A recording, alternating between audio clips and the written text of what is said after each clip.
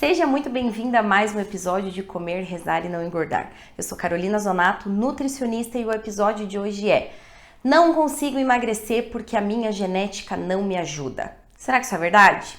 É isso que você vai descobrir comigo agora.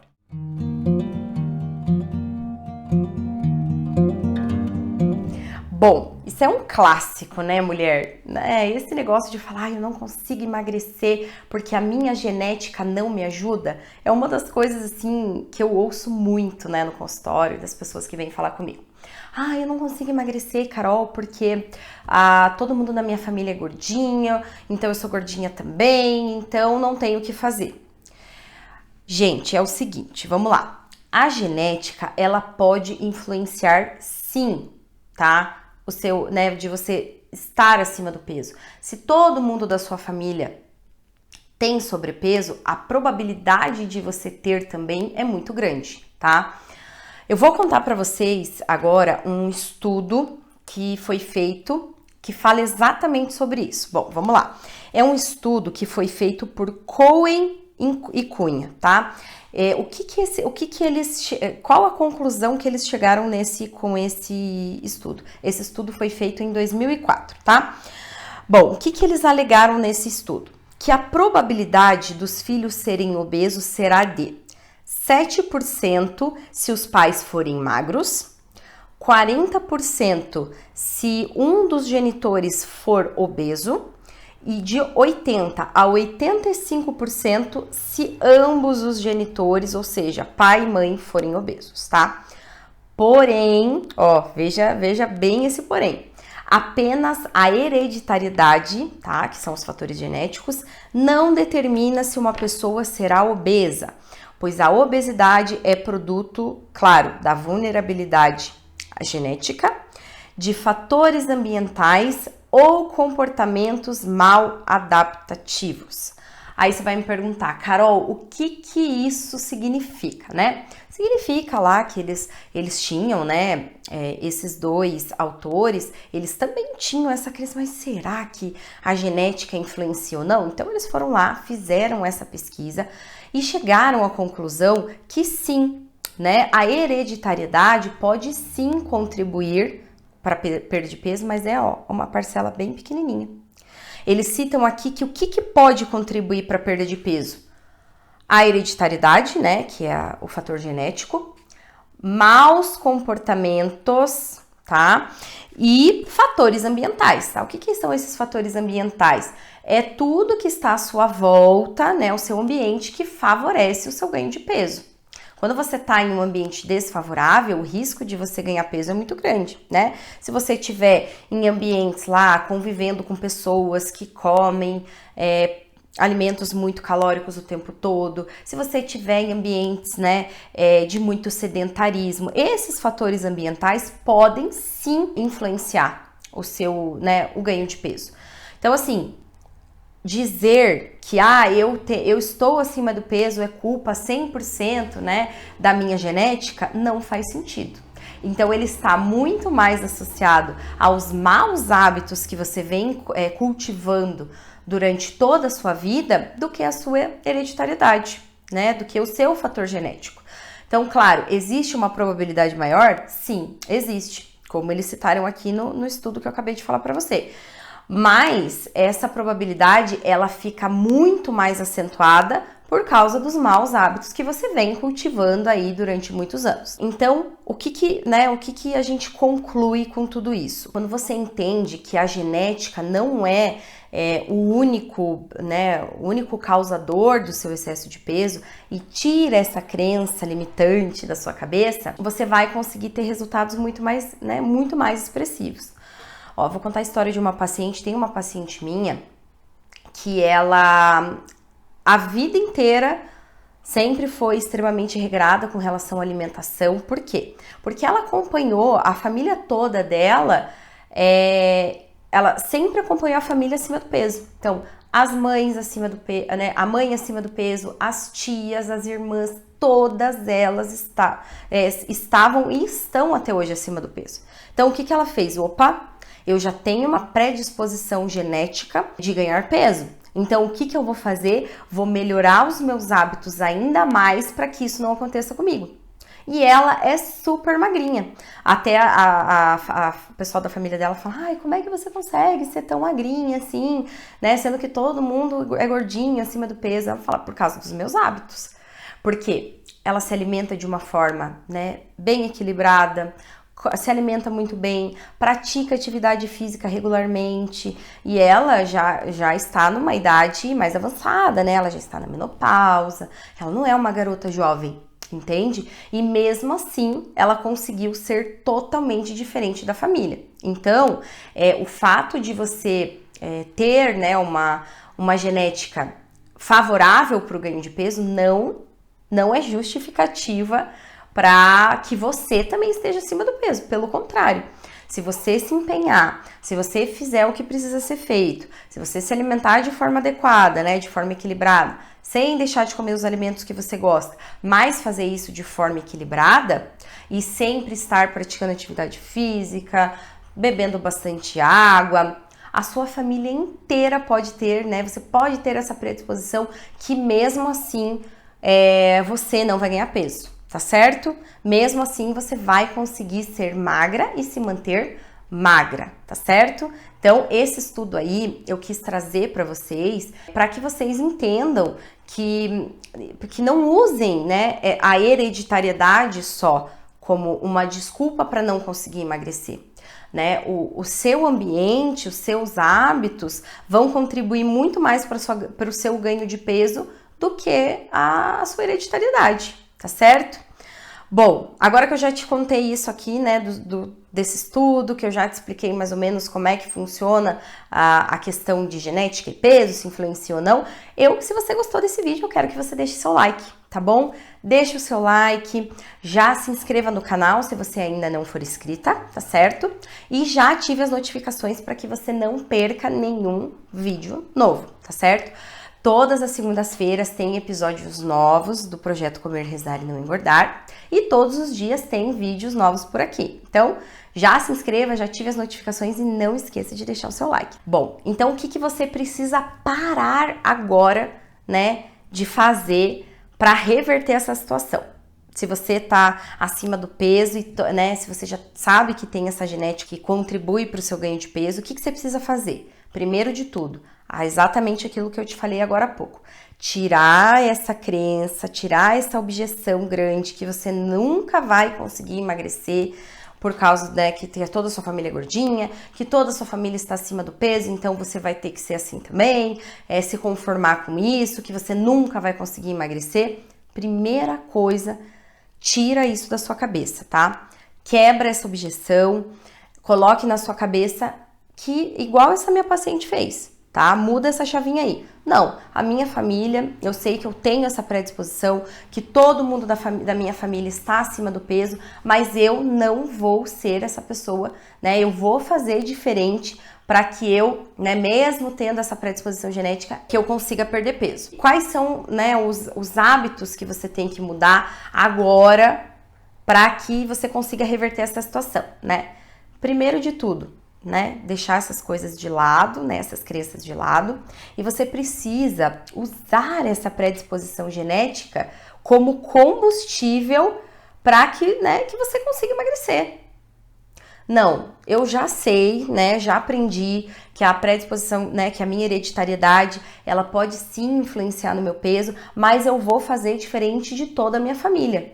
Eu vou mudar os meus hábitos. Eu vou começar a fazer o que precisa ser feito para que eu consiga emagrecer, tá? O que eu preciso fazer, né, Carol? Qual é o passo a passo? O que eu preciso seguir? Primeiro de tudo, ter uma alimentação regrada, tá? Isso significa que você vai precisar parar de comer tudo que você ama? De maneira alguma, tá? Eu vou deixar aqui, ó, para você clicar, tem um videozinho que eu falei exatamente sobre isso. Que para você emagrecer, você não precisa parar de comer tudo que ama. Então, a hora que você tiver um tempinho, confere lá, vai ser muito importante, tá? Então, não significa parar de comer tudo que você gosta, não significa cortar completamente todos os alimentos da sua vida, tudo que você gosta, mas aprender a fazer isso de forma equilibrada, tá? Você pode comer de tudo, mas não comer de tudo todo o tempo, tá bom?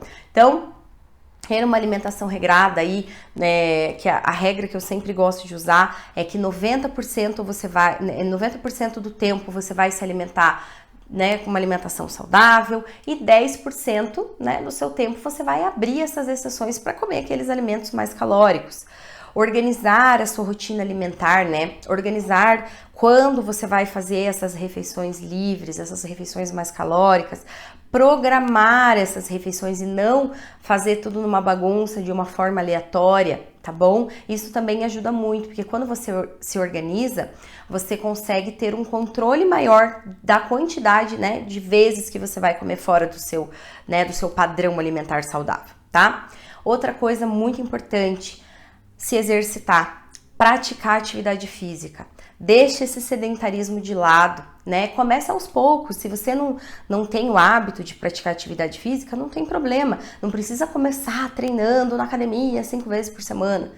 Começa aos poucos, né? Se você não gosta de academia, faz uma caminhada ao ar livre, né? Sei lá, anda de bicicleta se você gostar. Vai incluindo aos poucos, não precisa fazer isso já de imediato, 5, 6 vezes, 7 vezes por semana. Não, começa aos poucos, inclui 2 vezes na semana. Fez aquilo virar um hábito, aumenta para 3. Aí fez 3 vezes por semana virar um hábito, aumenta para 4 e assim sucessivamente. Porque o que acontece? Muitas pessoas acabam desistindo de fazer atividade física porque querem começar radicais demais. Estão completamente sedentários, daí querem mudar do 8 para 80, né? Começar, não, agora eu tenho que treinar 7 dias por semana, numa intensidade super alta, fazendo coisas que eu não gosto. Esse é o grande problema que as pessoas desistem, porque querem ser radicais demais. E essa mudança muito radical normalmente não é sustentável, tá bom? Então, comece incluindo aí atividade física aos poucos, tente encontrar uma atividade física que você goste, que te chame atenção, que te faça sentir prazer. Outro item muito importante para você mudar completamente seus hábitos aí, ingestão de água. A água é fundamental para todo o funcionamento do nosso corpo, mas principalmente para o funcionamento do nosso intestino. Se o nosso intestino não estiver funcionando de uma maneira correta, a absorção das vitaminas vai ficar ineficiente, a absorção de todos os nutrientes vai ficar ineficiente, consequentemente, o seu processo de emagrecimento vai ser afetado. Então, assim, sempre quando eu consulto o paciente, uma das primeiras coisas que eu pergunto é: como é que está o funcionamento do teu intestino? Você vai ao banheiro todos os dias, né? O teu intestino funciona legal ou ele é mais preguiçoso? Porque o intestino está completamente ligado ao processo de emagrecimento. Se ele não estiver funcionando bem, não vai estar absorvendo o que precisa ser absorvido, né? Os nutrientes não vão ser aproveitados e vai atrapalhar o seu processo, tá? E como que você faz o seu intestino funcionar de uma maneira mais eficiente? Aumentando sua ingestão de água e consumindo bastante fibras. Quais fibras, Carol? Alimentos que são ricos em fibras, verduras, legumes, vegetais, frutas, os carboidratos integrais, lá o arroz integral, o pãozinho integral, o macarrão integral ajudam porque eles têm uma quantidade maior de fibras na sua composição.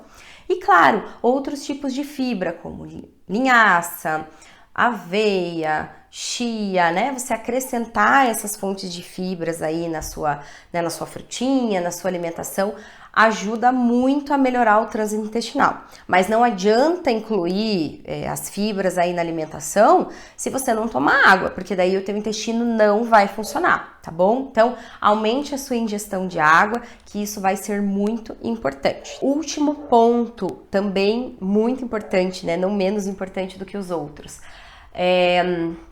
seu sono. Gente, se vocês soubessem, sono também é uma das coisas que eu sempre pergunto para os meus pacientes na hora da consulta. Como é que tá o teu sono? Você dorme bem à noite, né? Teu sono tá sendo eficiente? Porque o sono, ele é muito importante. Quando você não dorme direito, o seu processo não vai também ser efetivo, o seu processo de emagrecimento não vai ser 100% efetivo, tá? Por quê? Porque durante a noite existe uma produção hormonal, né? É quando nossos hormônios aí estão né, sendo produzidos. E se você não dorme, não descansa nesse período, o que acontece? seus hormônios não vão ser produzidos da maneira correta. Então vai ficar aquela descompensação hormonal. Então, vai gerar mais estresse, porque quando você não dorme, você fica mais estressada, porque você não descansa, você fica mais estressada. E o estresse é um fator, assim, que aumenta muito a probabilidade de ganho de peso, principalmente na região abdominal. Então, se você estiver muito estressada, muito nervosa, vai favorecer sim o seu ganho de peso, né? E se você não dorme direito, você vai ficar estressado, porque você já acorda cansada, né? Você não vai ter disposição para treinar. Você não vai ter disposição, né, para trabalhar, você vai estar sempre nervosa. Então, o sono é muito importante. Ele é extremamente importante para o processo de emagrecimento, tá? Aí, se você vai falar para mim, Carol, eu tenho problema, eu não consigo dormir bem à noite.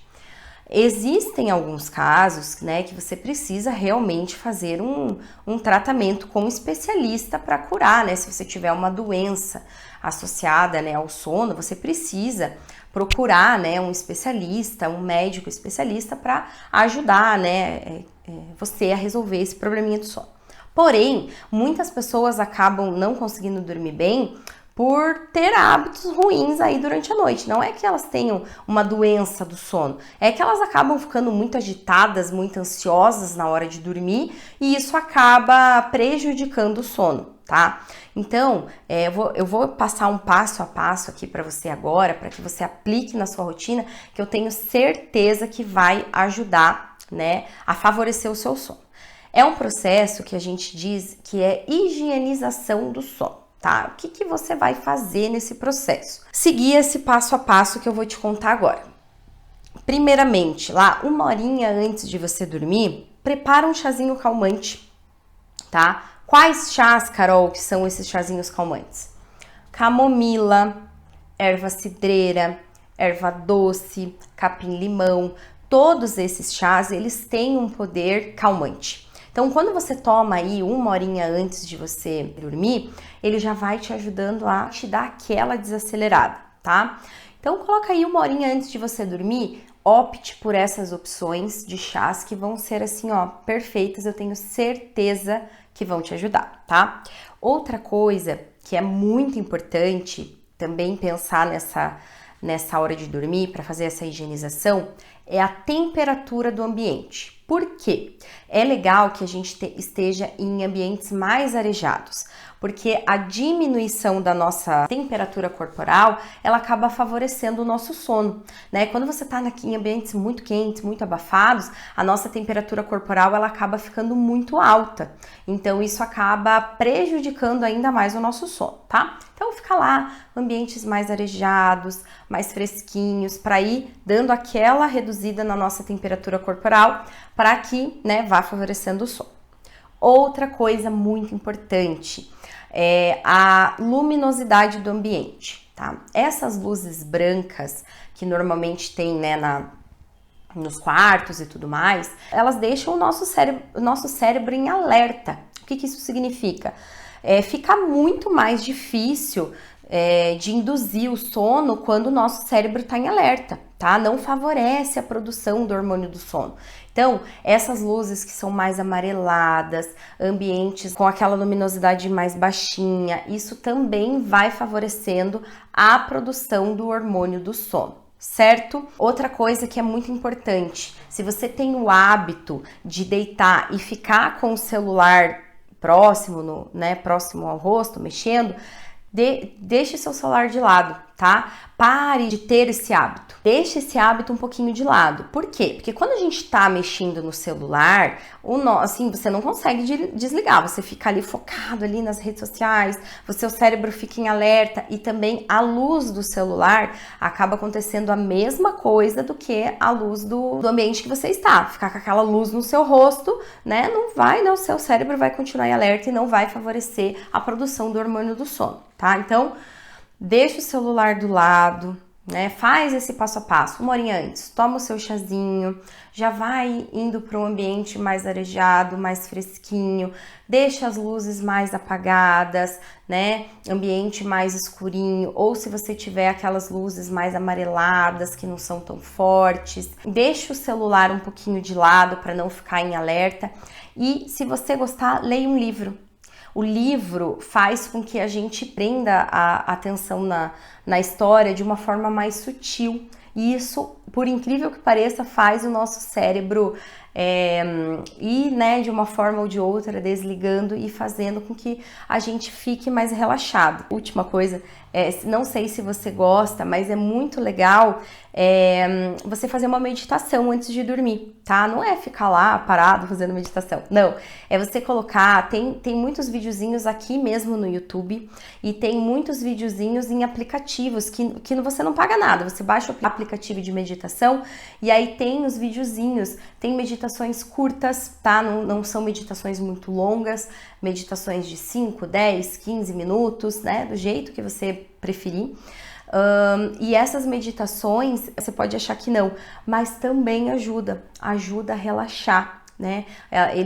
Essas meditações, os barulhinhos, a forma com que a pessoa fala, né, que ela vai te induzindo, vai fazendo o seu corpo relaxar e favorecendo o seu sono.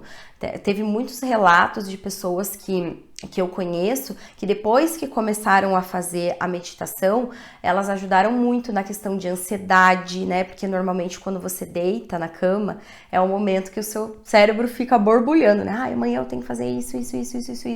E quando você faz essa meditação, quando você tá lendo um livro, você tende a desligar, né, dos seus problemas, daquilo que te causa ansiedade, e isso vai te deixando mais tranquila, né, e consequentemente vai favorecendo o sono, tá bom?